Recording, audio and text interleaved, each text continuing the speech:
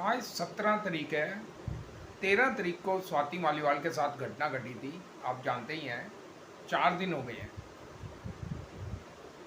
Latest report ये है कि कल रात को स्वाति मालीवाल ने अपनी शिकायत दे दी है पुलिस को, और पुलिस ने जो अरविंद केजरीवाल के पीए हैं विभव कुमार, उनके खिलाफ एफआईआर दर्ज कर दी है।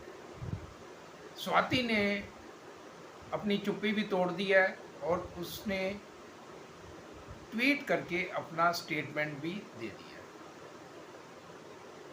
क्या कहा है उन्होंने, देखते हैं जरा। कल रात को 8:30 बजे स्वाति मालीवाल ने ट्वीट किया है और उन्होंने लिखा है, मेरे साथ जो हुआ वो बहुत बुरा था। मेरे साथ हुई घटना पर मैंने पुलिस को अपना स्टेटमेंट दिया है। मुझे आशा है कि उचित कार्रवाई होगी। पिछले दिन मेरे लिए बहुत कठिन रहे हैं।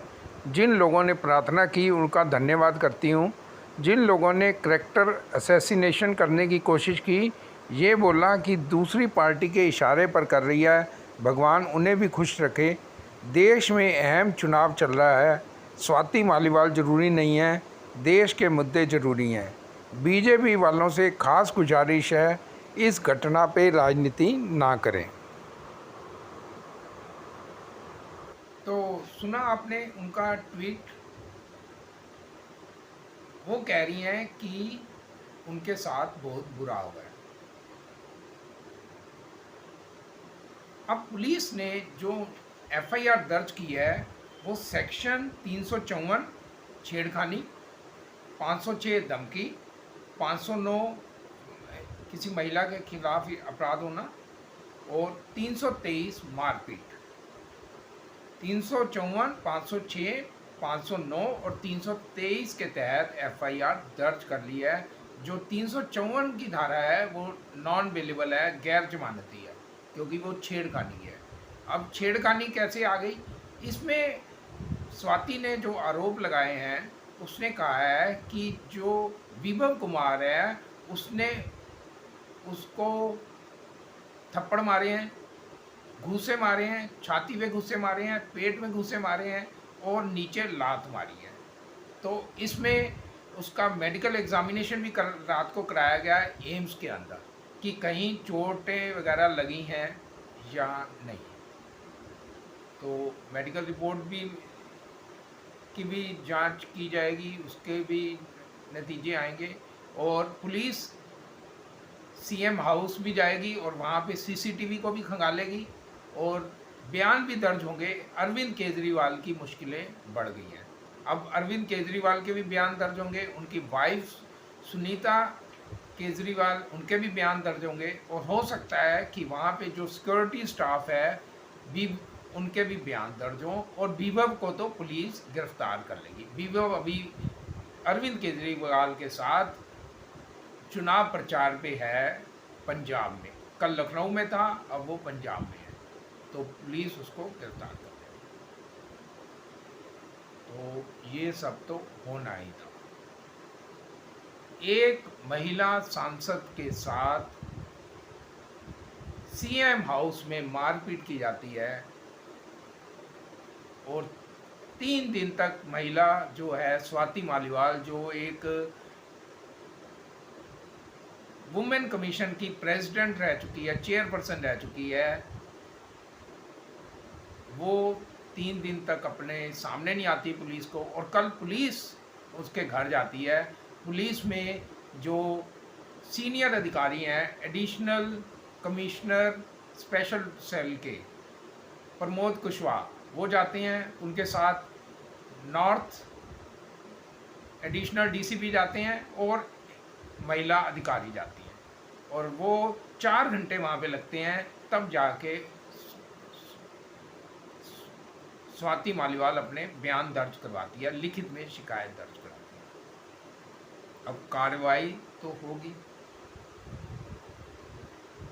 अब बात करते हैं कि ये घटना क्यों हुई, आखिर ऐसा क्या हुआ कि मारपीट की नौबत आ गई। अब सूत्रों के अनुसार से जो जानकारी मिल रही है वो ये है कि जो स्वाति मालीवाल है वो 2 महीने के लिए अमेरिका में थी, अपनी बहन का उसकी बीमार थी, वहाँ पे गई हुई थी। अरविंद केजरीवाल गिरफ्तार हो जाते हैं। उसके बाद वो स्वाति मालीवाल यहाँ पे आती है दिल्ली में, और वो आपको याद होगा जब अरविंद केजरीवाल की जेल से रिहा होते हैं तो वहाँ भी स्वाति मालीवाल नहीं पहुँचती। स्वाति मालीवाल जब अरविंद केजरीवाल पहला भाषण देते हैं आम आदमी पार्टी के ऑफिस में तो वहाँ भी स्वाति मालीवाल नज़र नहीं आती। स्वाति मालीवाल 13 तारीख को इनके घर जाती है। अब क्यों घर जाती है ये तो स्वाति मालीवाल ही बताएंगी, लेकिन इसमें कई थ्योरी सामने आ रही हैं निकल के, उन सब थ्योरी की भी बात करेंगे।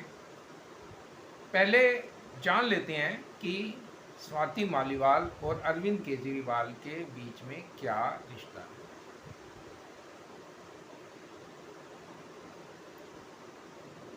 ये तो सब जानते ही हैं कि स्वाति मालीवाल IAC में थी, इंडिया अगेंस्ट करप्शन में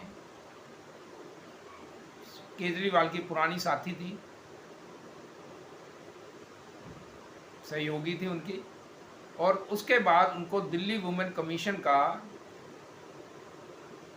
अध्यक्ष बना दिया था केजरीवाल ने, और अभी अभी रिसेंटली उनको राज्यसभा का सदस्य भी बना दिया।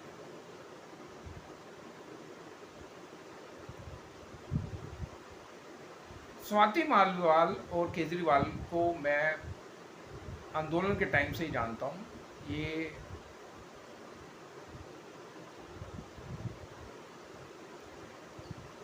सिर्फ एक सहयोगी नहीं थे, अरविंद केजरीवाल की खास दोस्त थी स्वाति मालीवाल, खास दोस्त।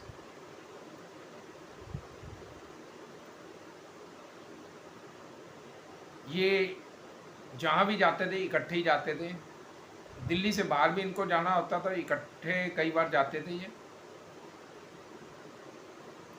मुझे कभी अरविंद से मिलना होता था तो मैं भी फ़ोन करता था, तो स्वाति को ही मैं फ़ोन करता था और स्वाति से ही पूछता था कि कहाँ अरविंद मिलेंगे।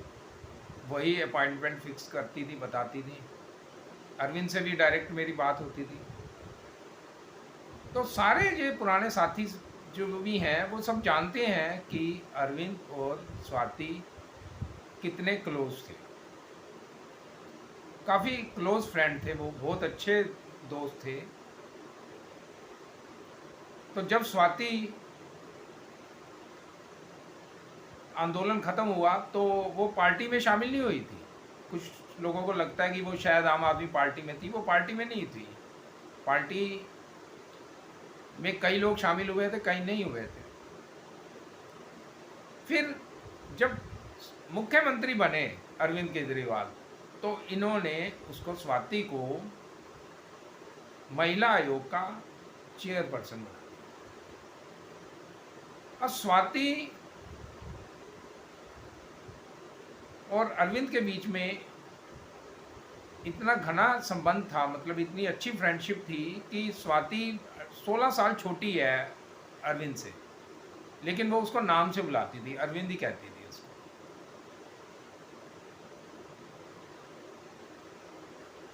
तो कई लोग बहुत हैरान हुए थे कि बड़े बड़े और भी लोग हैं लेकिन स्वाति को एकदम से इतनी तरक्की मिल गई, और उसको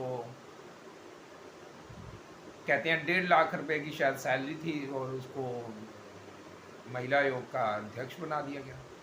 और फिर करीब 8-10 साल बाद, 8 साल बाद अब स्वाति ने काम किया, बहुत अच्छा काम किया उसने महिला आयोग में, तो अब स्वाति को राज्यसभा का मेंबर भी बना दिया गया। इस बात पे भी कई लोग सवाल उठाते हैं। वो कहते हैं कि कुमार विश्वास को तो राज्यसभा का सदस्य नहीं बनाया गया, और जो पुराने कई साथी थे, योगेंद्र यादव हो गए, कई लोग थे, उनको तो नहीं राज्यसभा का सदस्य मिला है, स्वाति को ही क्यों बनाया? तो ये इनका अपना पर्सनल मामला है, हम इसमें कुछ नहीं कह सकते। लेकिन स्वाति को तरक्की मिली, बहुत तरक्की मिली। स्वाति के लिए अरविंद केजरीवाल ने बहुत कुछ किया। अब ऐसा क्या हुआ कि अरविंद केजरीवाल और स्वाति के बीच में अनबन आ गई?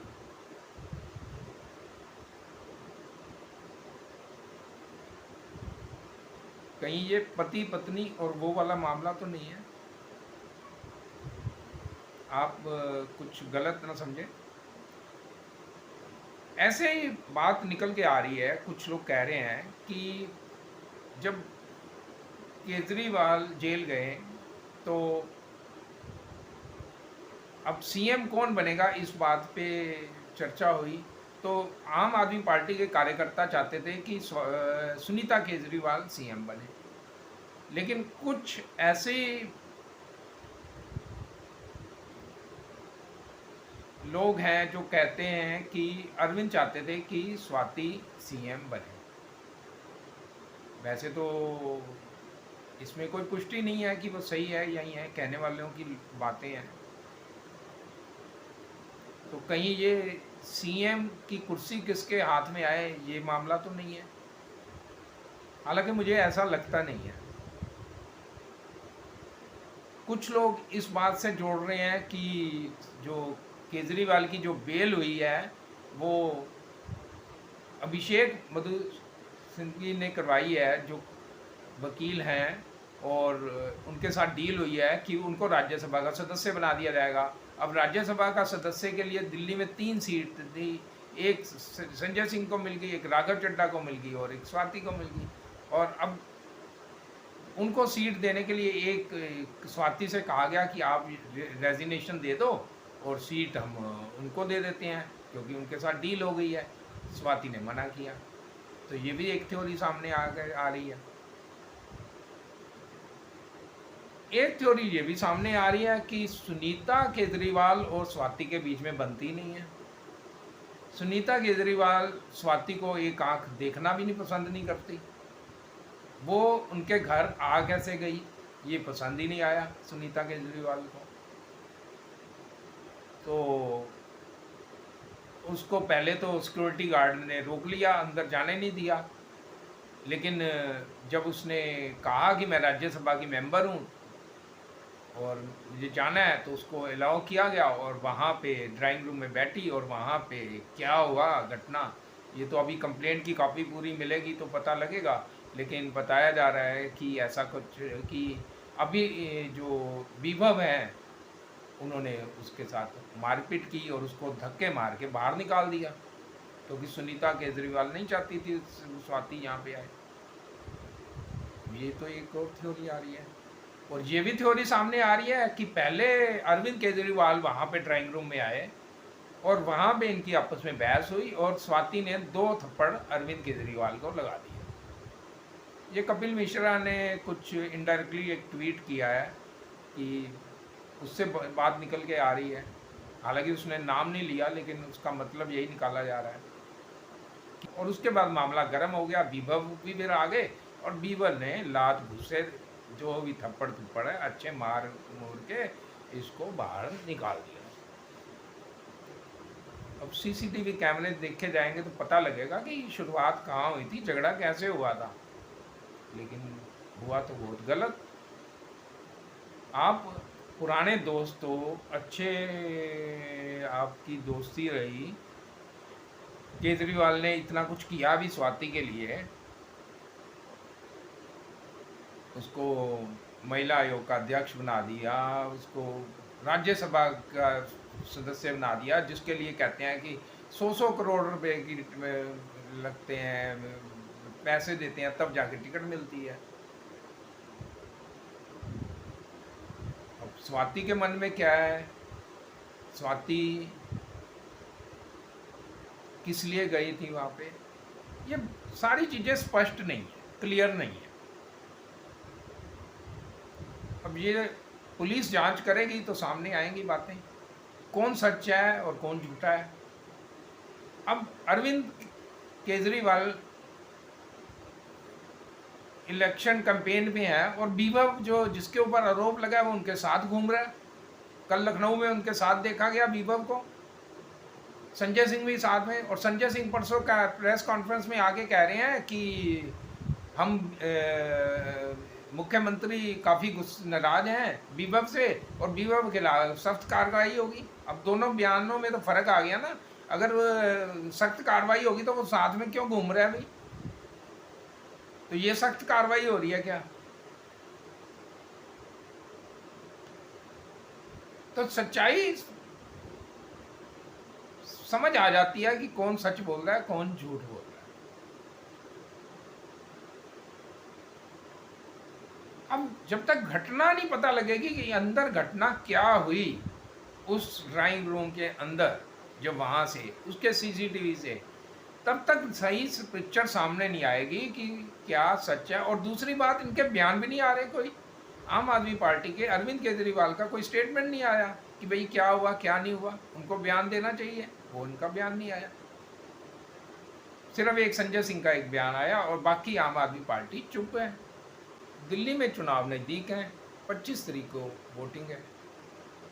तो राजनीतिक दल भी अपना फ़ायदा उठा रहे हैं।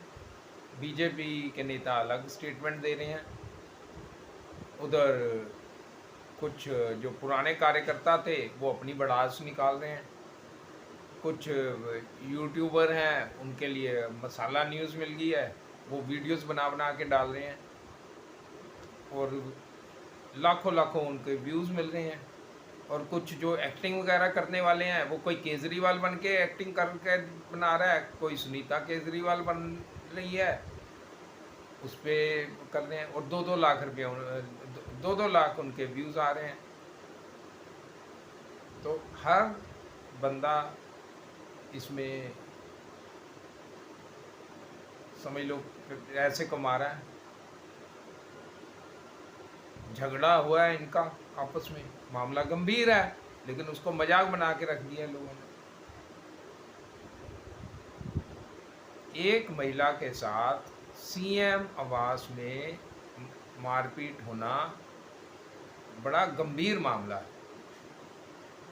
किसी के घर में कोई झगड़े तो हर घर में होते हैं, पर्सनल मामले होते हैं, लेकिन जो एक सरकारी निवास है, सरकारी घर है, वहाँ पे अगर इनका कोई पर्सनल झगड़ा है तो वो सामने आके कह दें कि ये हमारा पर्सनल मामला है, बात खत्म। स्टेटमेंट भी तो नहीं दे रहे। अब जब पब्लिक में बात आ गई है और तो पब्लिक तो सवाल पूछेगी ना, मीडिया भी सवाल पूछेगी, सब सवाल पूछेंगे। आप जितने मर्जी क्लोज फ्रेंड हो, अच्छे दोस्त हो, कोई भी आपका मामला है, लेकिन अगर इस तरह हिंसा होगी और बातें राजनीति की निकलेंगी, कुछ और बातें निकलेंगी तो चर्चा तो होगी। इसलिए सच्चाई सामने आनी चाहिए। पुलिस इंक्वायरी करेगी तो देखते हैं क्या इसमें रिज़ल्ट आता है, क्या पुलिस जांच करती है और क्या तथ्य सामने आते हैं।